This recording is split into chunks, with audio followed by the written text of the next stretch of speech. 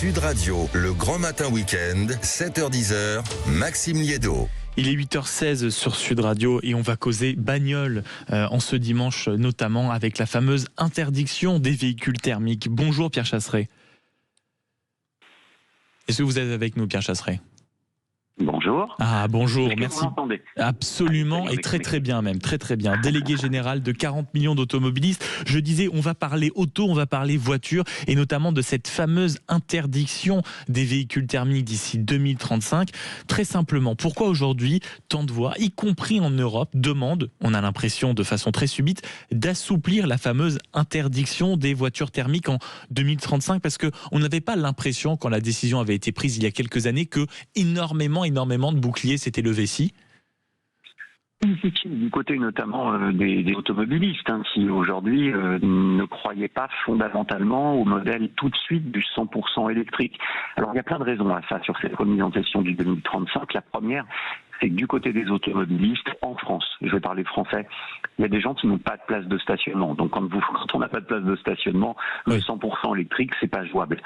Il y a les chiffres des ventes. Là, la France, on est à 25% de ventes de véhicules électriques. C'est beaucoup, mais ça veut dire 75% de thermiques. Et puis au niveau européen, vous avez des pays, par exemple la Pologne. Le véhicule électrique en Pologne, il n'est pas propre, puisque l'énergie électrique polonaise, elle est issue de centrales à charbon. Donc en fait, ce modèle du 2035, si on ajoute ça au fait que les constructeurs sont pas prêts, qu'il y a une concurrence de la vie qui, soyons très clairs, sont beaucoup plus forts que nous sur les véhicules électriques, eh bien au final, l'Europe commence à se dire, non seulement c'était pas l'idée du siècle, comme vous le dites Maxime, mais c'était peut-être la vraie mauvaise idée du siècle parce qu'on a mis à plat notre économie. Donc pour vous, l'Europe s'est trompée de combat ou c'était peut-être simplement une erreur de vision, d'échelle temporelle? Parce qu'on pourrait se dire que peut-être que l'idée d'interdire les véhicules thermiques, ça avait un sens d'un point de vue écologique. Vous dites réellement, non, c'était une erreur fondamentale? Oui, c'est une erreur fondamentale, d'autant plus qu'il ne faut pas oublier qu'un véhicule électrique, il a un bénéfice environnemental à partir d'un certain laps de kilomètres parcourus. Le problème, c'est que beaucoup de véhicules électriques vont à la casse prématurément parce que dès qu'il y a un accident qui touche un véhicule électrique, c'est le véhicule jetable par excellence. Dès que la batterie est touchée, par exemple, on change carrément la voiture parce qu'en fait, quand elle est enfoncée, on se rend compte que la batterie, c'est la moitié du prix du véhicule. Donc je pense qu'on a été trop vite et on a oublié quelque chose d'évident, c'est qu'il fallait un mix énergétique. Il faut plusieurs énergies. Quand on parle de transition écologique, ça veut dire qu'il faut proposer plusieurs pistes. Quand vous avez quelqu'un qui impose une seule piste, vous inquiétez pas, celui qui est toujours persuadé d'avoir tout seul raison, en principe, c'est le moins intelligent de la bande. Donc au final, vous avez vu que j'ai été très pris. Oui.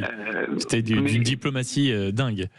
Mais c'est ce qui se passe, c'est qu'en fait, on imagine une seule solution et on coupe la chic, notamment des constructeurs qui travaillent sur les e-fuels, d'autres qui bossent sur des technologies comme l'hydrogène, d'autres qui vont bosser sur des technologies de biocarburant. Bref, on tue toutes les autres technologies. Pourtant, ce qui devrait nous animer, c'est quoi ? La volonté de la neutralité carbone.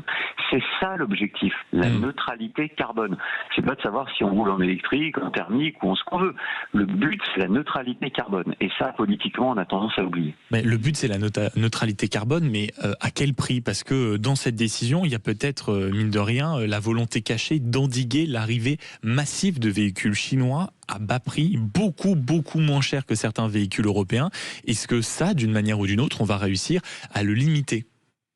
Non, ça va être compliqué parce que, ils sont moins chers, deux, ils sont mieux. Il faut être honnête. Il y a beaucoup plus d'avance technologiquement. Ils possèdent la production des batteries et elles seront toujours moins chères que nos batteries européennes parce qu'ils ont accès aux métaux précieux qui vont permettre notamment de la production de ces batteries.